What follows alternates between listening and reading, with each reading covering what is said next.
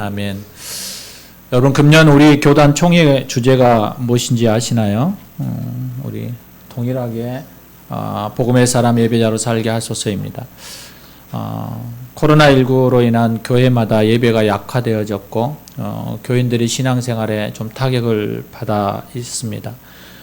교인들이 그동안 생명처럼 철저하게 지켜왔던 주일 성수도 이제는 필수가 아니고 선택이라고 말하는 교인들이 있다라는 그러한 이야기들을 종종 듣습니다.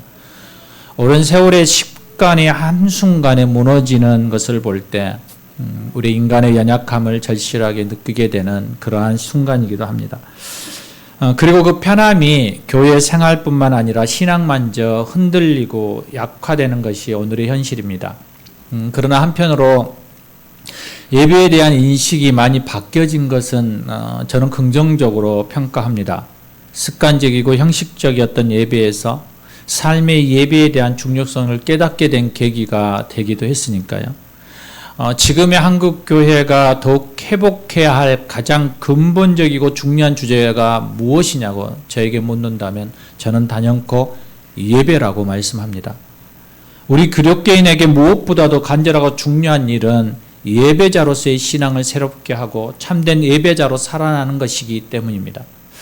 그래서 복음의 사람, 예배자로 살게 하셔서 이 주제가 저는 올해 또 이 시대에 적절하다라고 생각합니다. 복음은 예수 그리스도입니다.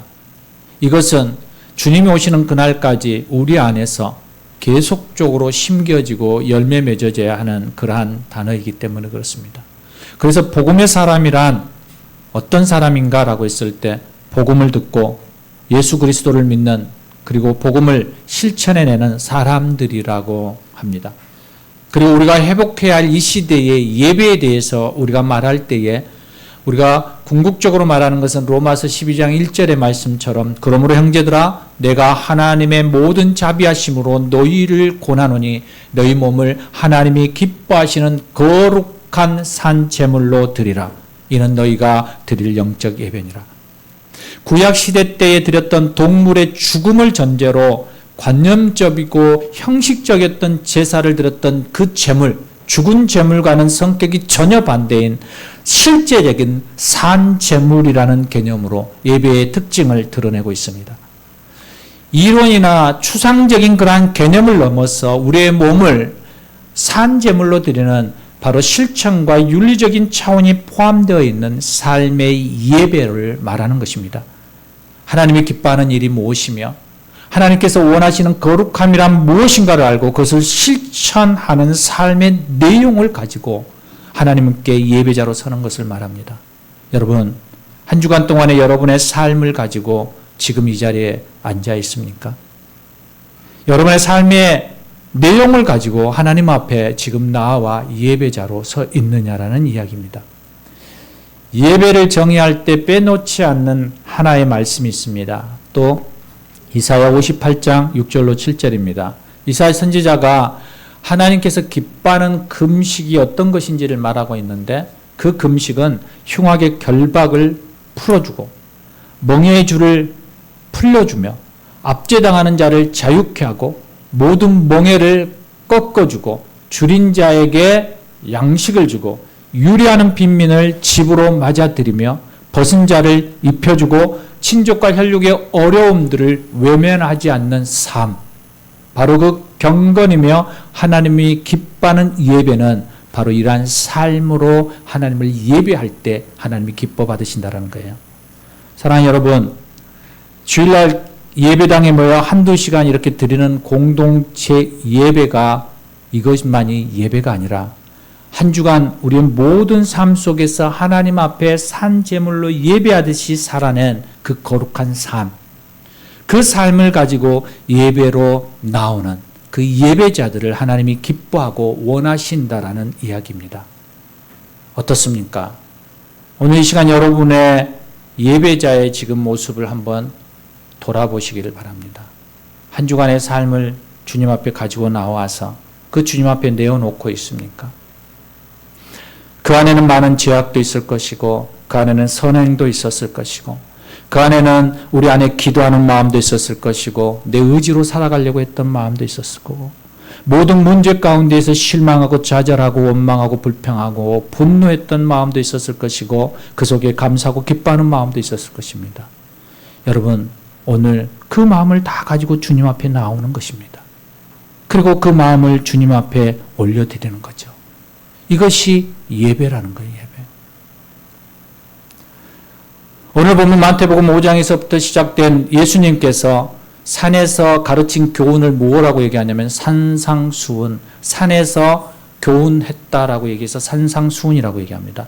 그리고 오늘 본문 7장은 그 말씀의 산상수훈의 결론에 해당하는 부분입니다. 이 말씀을 보면 우리가 서론에서 말한 그 산 제물에 대한 실제적인 삶이 어떠해야 하는지를 우리가 말씀하고 있는 것을 알 수 있습니다. 우리 본문 앞부분에 보면 13절에 좁은 문으로 들어가라고 먼저 말씀하십니다.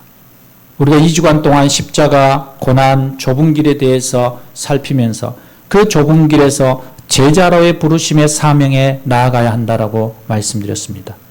그리고 오늘 15절로 20절에 좋은 나무와 못된 나무의 열매에 대해서 이야기하고 있고 또 21절로 23절에 진정한 제자와 거짓 선지자에 대해서 말씀하고 있습니다. 그리고 마지막 24절로 27절에 지혜로운 건축자와 어리석은 건축자를 서로 비교하면서 결국 성도들은 어떻게 하나님을 예배해야 하는지, 어떻게 살아내야 하는지를 말씀하고 있는 거예요. 형식적이고 말뿐인 종교적인 의식이 아니라 선한 행함이 있는 믿음의 자세로 살아가야 한다라고 얘기하고 있는 것이죠. 예수님은 본문을 통해서 아무리 종교적이고 화려한 업적을 남기고 무사람들의 존경을 한몸에 받는 위치에 있다고 할지라도 자신의 삶에서 믿음으로 실천하여 하나님께 원하는 의롭고 선한 결실을 맺지 못한다면 우리는 하나님 앞에 나아갔을 때 우리는 준엄한 책망을 받게 될 거라고 말씀하고 있는 것이에요. 지난주에 말했던 X선상의 위에 있는 부분, 하나님과의 관계만 아니라 아랫부분인 하나님의 형상으로 보낸 사람들과의 관계가 무너지게 된다면 이 신앙의 삶은 하나님이 온전한 믿음의 삶으로 나아가지 못한다라는 얘기와 같은 거죠. 그러므로 본문을 통해서 예수님께서 우리에게 예배자의 삶에 대해서 분명하게 가르치는 것을 우리가 기억하기를 원합니다. 먼저 13절을 보면 좁은 문으로 들어가라는 그 말씀을 볼 수 있습니다. 성도들은 하나님의 말씀을 행하는 자가 되어야지 듣기만 하면서 자신을 속이는 자가 되어서는 안 된다라는 그러한 의미이기도 합니다. 만약에 누구든지 믿음이 있노라고 말하면서 행함이 없다면 그 사람은 영혼이 없는 몸을 소유한 자와 같다라고 생각합니다. 다시 말하면 이렇습니다. 화분에 화려한 꽃은 피어 있지만 그 흙 속에 뿌리가 없는 거예요. 그냥 꽃만 꽂아서 꺾어서 꽂아놓은 것 같은 그런 느낌인 거죠. 우리가 믿음이 있노라고 하면서 행함이 없는 것은 우리가 바로 뿌리 없는 꽃과 같은 거예요. 사랑하는 여러분, 우리는 길이요, 진리요, 생명이라고 말씀하시는 그 예수님을 구원주로 믿음으로 우리는 살아갑니다. 그 구원의 진리가 결코 어떤 대가로도 어떤 것으로도 대체 불가한 그러한 진리이며 그 구원의 유일한 통로입니다. 예수님을 믿음으로 우리의 신분은 분명 하나님의 자녀가 되는 권세를 받았음을 분명하게 주님은 말씀하십니다. 그래서 그 말씀에 기반하여서 우리는 우리의 신분이 하나님의 자녀라는 신분 안에 서게 되는 것이죠. 그렇다면 우리는 한 가지 결론에 도착하는 거죠. 그게 뭔가요? 행함을 통해 구원을 받는 것이 아니라 오직 믿음으로 구원을 받는 것이라는 거예요. 여러분 어떻습니까? 여러분 믿음으로 구원을 받으셨습니까? 여러분의 신분은 지금 하나님의 자녀이십니까? 여러분은 하나님의 아들과 딸로 지금 살아가고 있습니까? 우리의 이 믿음을 그런데 입증할 수 있는 수단이자 이미 우리가 구원받은 성도라는 사실을 다른 사람들에게 어떻게 증거할 수 있습니까? 나는 믿는데 근데 그 믿음을 보여달라고 할 때 그 믿음을 어떻게 여러분 보여주시겠습니까? 내가 하나님의 자녀이고 내가 하나님의 나라의 백성임을 여러분 어떻게 나의 신분이 변화되었다라는 것을 드러낼 수 있습니까? 그것은 우리의 삶으로밖에 나타낼 수 없어요. 왕자와 거지의 이야기와 동일한 거잖아요. 본인이 왕자와 같은 옷을 입고 그 자리에 앉는다고 해서 그분이 왕자가 되는 게 아니잖아요. 그러한 삶의 모습이 그 안에 있어야죠. 왕자로서의 권위와 그러한 삶의 수준이 있어야지만 그가 온전한 왕자가 되어지는 것처럼 우리는 이 성화의 과정을 계속적으로 밟고 가야 하는 거예요. 그 성화의 과정은 우리 안에서부터 신분은 하나님의 자녀인데 수준은 여전히 마귀의 종의 노릇을 하고 있다면 우리는 그를 완전한 하나님의 자녀라고 말할 수 있을까요? 바로 우리의 수준을 좀 업그레이드 시킬 필요가 있다는 것이죠. 그 업그레이드 시키기 위해서 우리는 어떤 선택을 하고 걸어가야 하냐면 바로 오늘 말씀처럼 좁은 문으로 가는 거예요. 좁은 문으로. 내가 좋아하고 기뻐하고 내게 유익한 길만을 고집하며 가는 게 아니라 때로는 내가 힘들고 내가 포기하고 내게 불의함이 있다 할지라도 그 길이 하나님이 원하고 기뻐하는 길이면 그 길을 걸어갈 수 있는 용기가 있을 때 우리는 바로 그리스도 하나님의 자녀라는 신분에 맞는 삶을 살아가고 있는 것이죠. 사랑하는 여러분, 때때로 여러분의 이익을 좀 내려놓기를 바랍니다. 무엇 때문에요? 내가 하나님의 자녀라는 신분의 삶을 살아내기 위해서. 그래서 때로는 권리를 포기하는 것이고 때로는 우리 안에서부터 무한하게 들어오는 그러한 역압과 명예와 권세도 때로는 잠시 내려놓을 필요가 있습니다. 그리고 그 안에서 하나님의 말씀에 머무르며 그분 앞에 나아가는 것. 그 길이 비록 좁은 문이라 할지라도 십자가의 길이라 할지라도 그 길을 향하여 걸어가는 그 삶이 바로 하나님의 기뻐하는 하나님의 자녀로서의 삶이라는 것이죠. 우리가 두 번째로 보고 싶은 것은 15절에서 20절에 좋은 나무와 나쁜 나무의 열매를 보며 분별하라는 말씀입니다. 성도들은 경건의 모양을 갖추고 있는데 경건의 능력은 갖추지 않는 거짓 선지자에게 미혹당할 때가 너무 많이 있습니다. 그 거짓 선지자들뿐만 아니라 우리는 거짓 메시지 안에서도 우리는 수없이 넘어집니다. 이게 하나님의 말씀인가? 아니면 이게 나의 소리인가? 이게 하나님의 마음의 소리인가? 아니면 나의 욕심의 소리인가? 우리는 수없이 갈등하고 그 갈림길에서 주저주저하면서 갸우뚱 갈 때가 너무 많이 있습니다. 바로 그때에 우리는 이 영적 분별력을 지녀야 한다는 거예요. 때로 우리 주변에는 말끝마다 하나님의 뜻과 예수님의 이름으로 들어가며 그 사람들을 깜짝 놀라게 할 만한 신비한 이적들을 행하는 사람들을 만나게 됩니다. 그런데 여러분, 그들이 정말 하나님이 기뻐하는 자의 삶을 살아가고 있는 것일까? 그들이 정말 하나님의 영광을 위해서 살아가고 있는 것인가? 오늘 말씀하는 것처럼 주여 주여라고 말하지만 하나님이 기억하지 못하는, 내가 도무지 너를 알지 못한다는 그런 삶을 살아가고 있는 사람은 아닐까? 여러분, 그것을 어떻게 알 수 있을까요? 그것은 단 하나예요. 그의 삶 가운데 실천적인 신앙 자세와 참된 경건의 모습이 있는지 없는지를 보는 거죠. 만일 그것에 대하여서 사람들은 그러한 모습이 되어지지 않는데도 맹목적으로 그를 추종하며 나아가는 것은 그건 거짓 선지자를 따라가는 것이죠. 여러분, 제가 이렇게 설교를 하고 또 저의 삶은 세상 가운데에서 하고 싶은 거 다 하고 나가서는 나를 목사라고 부르지 마시고 나를 선생이라고 부르십시오 하면서 내 하고 싶은 거 다 하고 살아간다면 여러분, 저를 바라보면서 여러분 어떤 생각을 가질까요? 사랑하는 여러분, 이게 분별입니다. 하나님의 말씀을 많이 알고 있어도 그 말씀을 내 삶 가운데서 살아내지 못한다면 그것은 그냥 지식일 뿐이지 하나님을 아는 것이 아니죠. 감히 제가 말씀드릴 수 있는 것은 하나님과 관계없이 자기 유익을 추구하는 사람들은 거짓 선지자임을 우리는 기억해야 합니다. 그리고 그들을 만나면 단호하게 여러분 배척하십시오.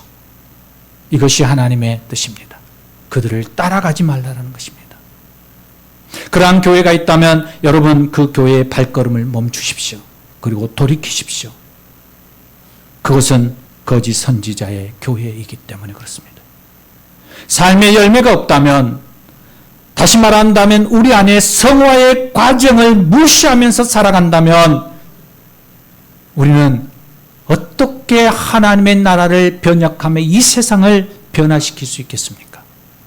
말과 행실, 바로 석과 겉이 너무나도 다르다면 그 사람의 삶의 수준이 너무 저급하지 않겠습니까? 그 저급한 삶으로 어떻게 세상을 바꿔갈 수 있겠습니까?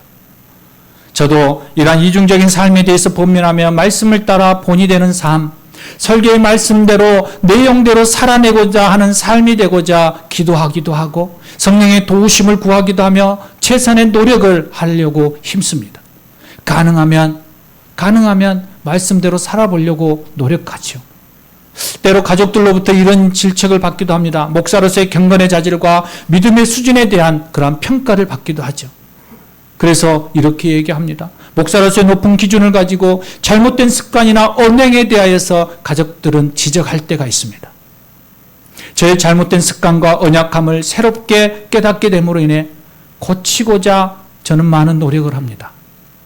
그러면서 제 안에 동일하게 따라오는 한 단어, 기도하는 마음이 있습니다. 하나님, 저같이 부족한 자를 이렇게 사용해 주심에 감사합니다. 이렇게 고백할 때가 매 순간순간 제 안에 있습니다. 하나로 지난 화요일에 가족이 모여서 서로를 대화를 하면서 제가 이런 얘기를 했습니다. 이제 난 기뻐하기로 결정했어. 그 이후의 배경은 이렇습니다. 제가 가족에게 푸념하듯이 제가 섬기고 있는 PDTS 간사로 섬기는 것이 너무 힘들어서 부정적이고 불평적인 언어를 사용할 때가 많이 있었습니다. 그래서 하나님이 주시는 그날 저에게 주시는 마음이 이 부정적인 언행을 멈추고 감사와 기쁨으로 반응해 보라는 말씀이었습니다. 그래서 그냥 그것을 제 안에서 언어로 표현했습니다. 내가 이제는 PDTS의 섬김에 대해서 불평하고 부정적인 얘기를 하지 않겠다라는 거예요. 그래서 내가 감사와 기쁨으로 반응하겠다라고 고백했습니다. 그리고 지난 한 주간 제 삶 속에서 놀라운 변화가 일어나는 것은 그 PDTS만이 아니라 다른 부분에까지 감사하며 인내하며 인구의 그러한 삶을 살아내고 있더라는 거예요. 사랑하는 여러분, 그리스도인으로서 이렇게 본이 되고자 하는 성화의 과정을 통해서 교회와 자신, 더 나아가 하나님의 자녀로서 보다 더 수준 높은 선한 열매를 맺어가는 일에 여러분 동참해 보기를 소망합니다. 그런가 하면 24절에서 27절에 보면 기초가 약한 모래 위에 건축한 어리석은 사람에 대한 말씀이 나옵니다. 하나님의 말씀에 기초한 성도는 그 어떤 환난과 역경을 만나도 전혀 흔들리지 않는 삶의 자세로 살아갈 수 있는 능력이 우리 안에 주어진다라는 거예요. 그 기초가 되는 게 뭐냐면 말씀이라는 거죠. 그렇다면 달리 얘기하면 어떤 얘기가 되는가요? 하나님의 말씀에 입각하지 않고 다른 것에 근거한 신앙을 지닌다면 언제나 우리 안에 시련과 고난이 닥쳐올 때 우리는 그러한 바람과 홍수에 무너지는 모래 위의 집처럼 우리의 신앙 역시 뿌리채 흔들리고 말 것이라는 이야기이기도 합니다. 사랑하는 여러분, 세상 사람들의 삶의 기준은 뭘까요? 세상 사람들의 삶의 기준은 사회의 법이나 제도, 사회적인 통념, 그나마 윤리와 양심 등에 이루어지지 않겠습니까? 그것은 그리스도인에게 있어서 그것은 가장 기본이에요. 그리스도인들은 세상 사람들의 기준에 만족해서 그것에 멈추어서는 안 된다라는 얘기예요. 왜냐하면 하나님의 자녀의 기준은 무엇이 기준이 되기 때문인가요? 하나님의 말씀이 기준이기 때문에. 예전에 이민지 양육에서 함께 나누었듯이 세상 기준의 그물은 마치 축구 골대와 같이 그물이 크단 말이에요.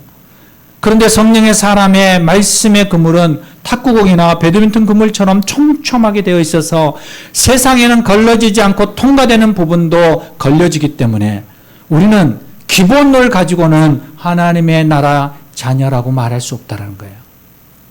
예전에 교회 체육대회 때 제가 배드민턴 그물을 사러 갔습니다. 그런데 배드민턴 그물이 품절이 된 거예요. 그래서 다 나가버린 거예요. 그래서 어쩔 수 없이 지식이 없으니까 배구 그물을 사가지고 갔어요. 경기는 해야 되니까. 그래서 배구 그물을 이렇게 쳤단 말이에요. 그래서 배드민턴을 치는데 분명히 넘어간 거예요. 근데 사람들은 얘기하는 거예요. 그물을 뚫고 갔다고. 당연히 그럴 수밖에 없죠. 배구공의 그물은 크니까 배드민턴 공이 그냥 그물 사이로 뚫고 가는 거예요. 여러분 동일한 거죠. 우리는 세상의 그러한 기준과 그 가치를 가지고 우리는 그것에 따라서 살아가면서 우리는 하나님의 사람이라고 이야기해요. 우리는 때때로 여러분 교회에서 그런 현수막들 많이 본 적이 있을 겁니다. 기본을 지키는 교회가 되자. 여러분, 그런데 그거 잘못된 거예요. 우리는 기본 이상의 삶을 살아가야 하는 거죠. 왜요? 하나님의 말씀이기 때문에요. 우리는 하나님의 말씀이 기준이기 때문에 그래요. 그 정도는 괜찮겠지. 우리는 그렇게 생각할 때 하나님은 성령을 통해서 그것도 안 되는데 라고 말할 때가 많이 있지 않습니까? 그래서 부단히 저는 노력합니다. 제 아들에게 수없이 많은 질책을 당하면서 저는 계속 노력합니다. 저보다 훨씬 윤리적이거든요. 저보다 훨씬 도덕적인 아이거든요. 그러니 요즘에 계속 혼이 납니다. 그런데 최근 들어 그 아이의 입에서 그런 이야기가 나오지 않습니다. 왜 그럴까요? 그 애가 나를 많이 인정해 줘서 그럴까요? 아니요. 저가 윤리와 도덕적인 사람이 되어가고 있다는 얘기입니다. 기본을 초월해 가고 있다는 얘기거든요. 생각하고 삶 가운데 살아내려고 노력하다 보면 우리는 그 삶을 살아내지더라는 거예요. 그러다 보면 여러분, 우리가 만나는 그 전의 고난과 역경도 어떻게 되나요? 이겨낼 수 있는 힘이 우리 안에 세워지기 시작한다는 거죠. 또 하나 우리가 살펴보고 싶은 것은 21절에서 23절에 나오는 말씀이에요. 다른 삶을 사는 거짓 선지자들을 전혀 알지 못한다라는 거예요. 말씀과 다른 삶을 사는. 그렇다면 마지막 심판날이 되었을 때 예수님은 오직 우리가 이 세상에 얼마나 하나님의 말씀에 순종하는 삶을 연위하고 있는지에 따라서 하나님은 심판하시겠다라는 말과 동일한 거예요. 하나님은 이 세상에서 얼마나 많은 재산을 소유하였는지, 얼마나 오랫동안 신앙생활을 하며 어떤 직분을 가지고 있었는지 이것은 전혀 고려의 대상이 아니라고 말씀하고 있는 거예요. 심판의 날에 되면 입에 발린 신앙 고백도 아무 소용이 없어요. 우리가 예수를 믿었다라고 그렇게 믿음 안에서 우리가 고백하며 나아갔지만 그러나 주님은 여전히 그 안에서 말하는 거예요. 그 믿음을 보여봐라는 거예요. 예수 그리스도가 본을 보이신 삶과 그 가르침대로 얼마나 순종하며 실천했는지 주님께서 계산하자라고 말씀하신다는 거예요. 세상에서 통념적으로 돈으로 안 되는 것이 없다라고 얘기합니다. 저도 어느 정도는 인정합니다. 뇌물을 쓰면 다 통과되고 돈만 주면 뭐든지 다 가능한 것처럼 보여집니다. 얼마 전에 들었는데 동남아에서는 몇백만 원만 줘도 청부살인이 가능하다라는 놀라운 이야기를 하더라고요. 그런데 세상은 그렇게 돈의 힘을 강조하잖아요. 그런데 놀랍게도 하나님의 나라에서는 그 돈이 아무런 힘을 쓸 수 없습니다. 어떤 부자가 죽음을 앞두고 자기 재산을 다 팔아서 금을 이렇게 보도블록처럼 만들어 놓았습니다. 그리고 죽으면 그것을 가져가려고 딱 놔뒀습니다. 그런데 지가 죽게 되자 그 금을 줄에다가 매서 질질 끌고 천국문에 이르렀다고 합니다. 그런데 사람들이 자꾸만 자기를 이상하게 보는 거예요. 왜 나를 이상하게 보지? 그리고 주변을 이렇게 돌려봤더니 천국길에 깔린 게 보도블록이 있는데 그게 다 금이었다는 거예요. 보도블록 하나 자기가 얹히러 가는 거예요. 여러분, 사랑하는 여러분, 우리가 계속적으로 생각하고 권면하고 또 기억해야 하는 것은 하나님의 나라는 세상의 가치로 이루어지는 게 아니라는 거예요. 하나님의 말씀에 얼마나 순종하며 내가 십자가의 길, 바로 제자의 삶이 있었는가, 바로 그것이 중요한 상급의 기준이라는 거예요. 그러므로 세상 가치보다 하늘의 가치를 더 크게 여기며 하나님 말씀대로 살아가기를 축복합니다. 우리 안에 삶을 들여다보면 너무 지저분하잖아요. 하루의 삶을 열어보면 너무 부끄럽잖아요. 저의 삶도 그러는데. 저녁에 가족과 이야기 나누다 보면 너무 창피스러워서 말할 수 없는 그런 허물들이 있는데. 그런데 왜 그럼에도 불구하고 주님 앞에 나아가는 줄 아십니까? 주님은 그것을 기뻐 받으시는 단 하나를 보는 거거든요. 그럼에도 불구하고 주님, 용서해 주십시오. 내가 주님 뜻대로 살아가려고 오늘도 힘쓰고 싶습니다. 여러분, 그 마음을 주님이 보시는 거죠. 사람들과 만나면 내 이익 때문에 소리 지르고,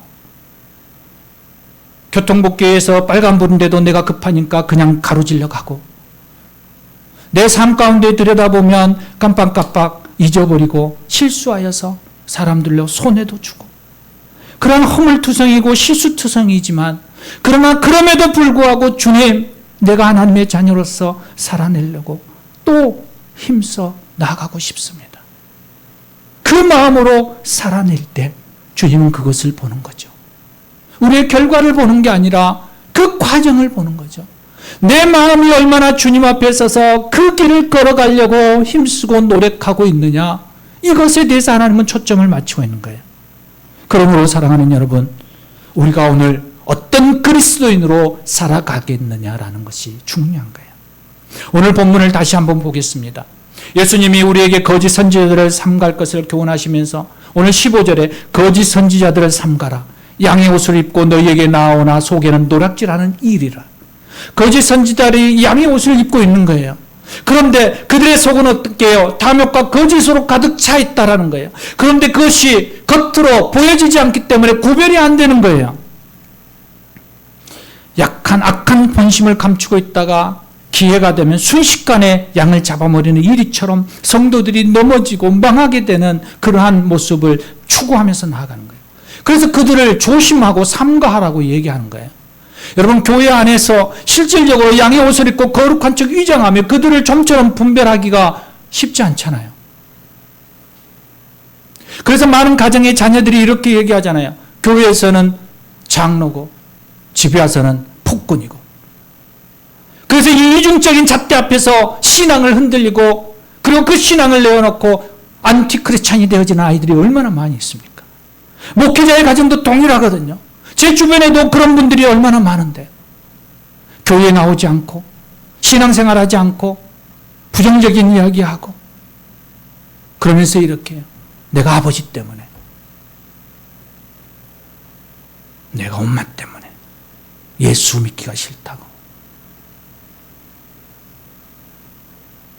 사랑하는 여러분, 주님이 오늘 16절과 18절에 이렇게 합니다.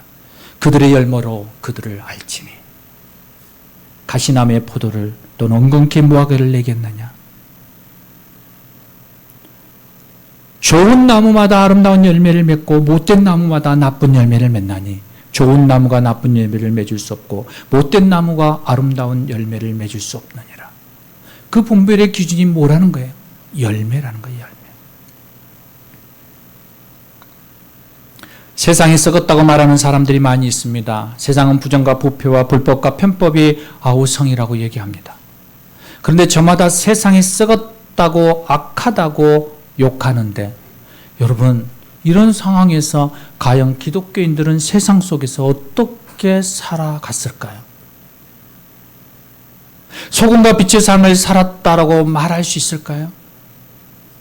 자신의 모든 삶을 산제물로 하나님께 드리는 참된 예배자로 살았다라고 우리가 고백할 수 있을까요? 만일 그렇게 살았다면 세상은 이렇게 되지 않았으리라고 저는 확신합니다. 그래서 우리가 회개하는 것입니다. 이 땅에 불법과 부정과 부패와 이러한 모습을 볼 때마다 저 사람, 저기, 저 지도자 이렇게 하기 전에 내가 먼저 하나님 앞에 우리의 죄를 고백하는 거예요. 내가 제대로 살지 못해서, 내가 그리스도인으로 살지 못해서, 내가 하나님의 자녀로 본이 되어지지 못해서 우리가 하나님 앞에 회개자로 나아가는 거예요. 자녀들을 바라볼 때마다 그 자녀를 향하여서 손가락질하고 책망하고 그 자녀를 불평하고 저주하는 그러한 모습이 아니라 그 자녀를 볼 때마다 내가 그 자녀에게 본이 되지 못해서 바르게 가르쳐주지 못해서 가슴을 쳐야 된다라는 거예요. 그것이 바로 하나님의 자녀들의 삶의 모습이고 그들이 하나님 앞에 나아가는 것의 반응의 모습이요. 그럴 때 주님이 그 모습을 통하여서 이렇게 말씀하시는 거죠. 내가 그 삶을 보았다라는 거예요. 내가 가슴 아파 울며 내게 다가오는 그 모습을 보았다라는 거예요. 그로 인해서 세상이 조금씩 변화되어져 가고 내 가정이 아름다운 천국과 같은 가정으로 한 걸음 한 걸음 가까이 나아가는 것 아니겠습니까? 사랑하는 여러분, 오늘 우리의 삶 가운데 다시 한번 들여다보기를 원합니다. 오늘 20절과 21절에 그러므로 그들의 열매로 그들을 알리라. 나더러 주여 주여 하는 자마다 다 천국에 들어갈 것이 아니요 다만 하늘에 계신 내 아버지의 뜻대로 행하는 자라야 들어가리라.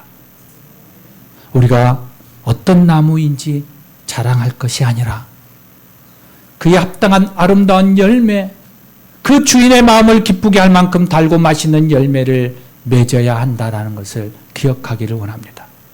매일 우리의 삶 속에서 아름다운 열매를 맺어가기를 원합니다.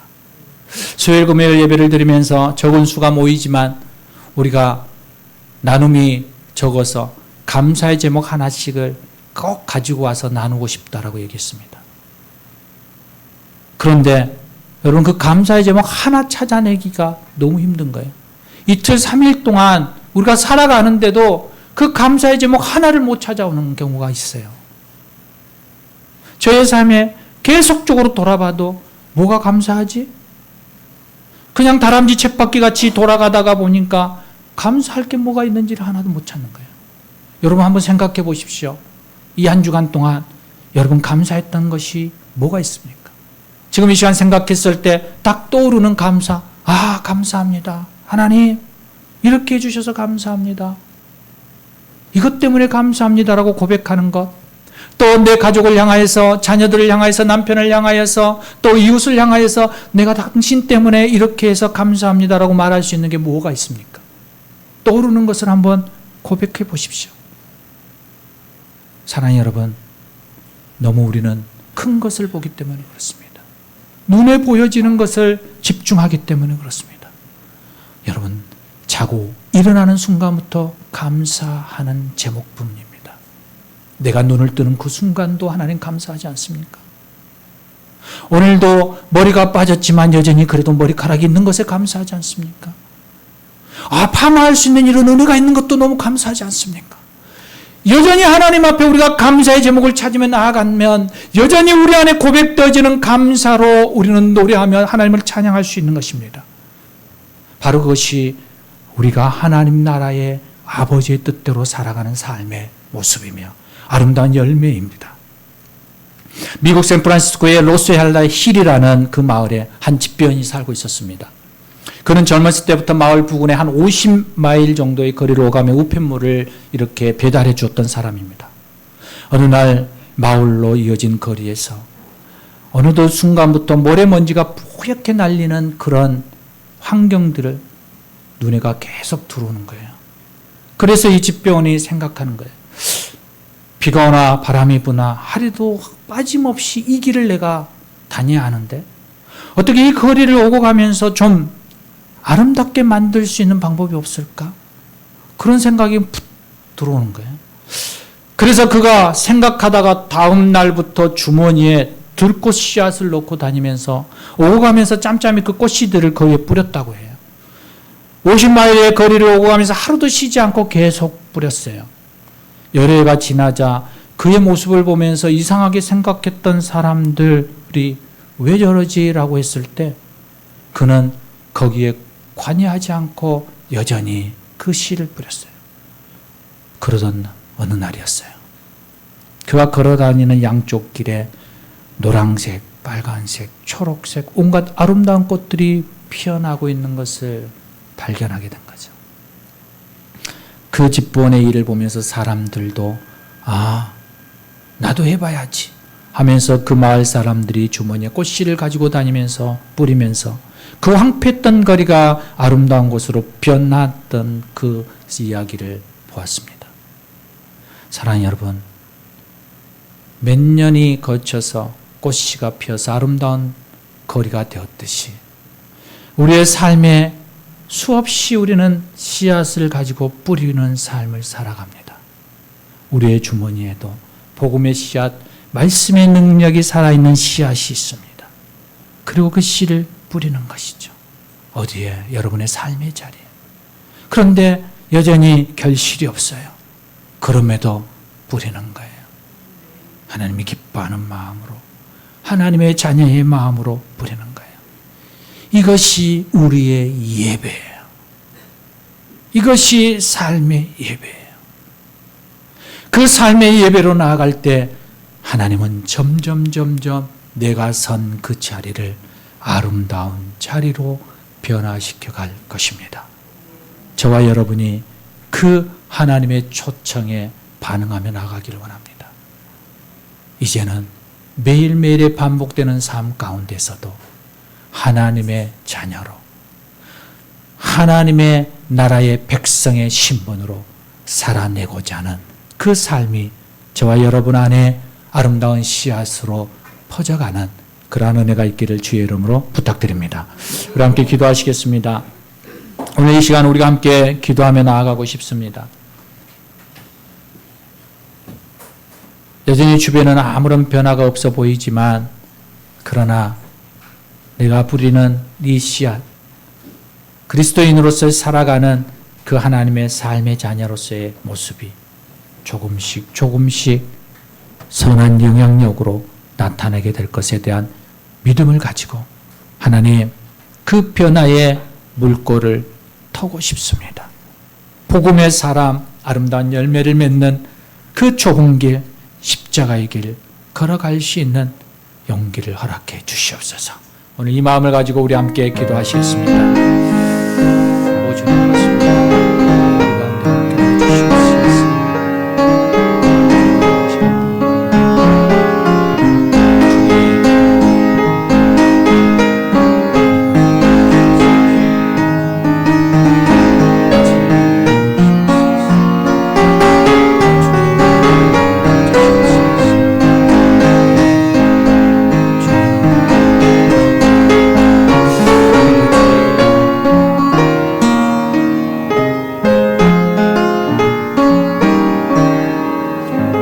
하나님, 우리의 삶 가운데에서 선한 아름다운 열매를 맺고 싶습니다.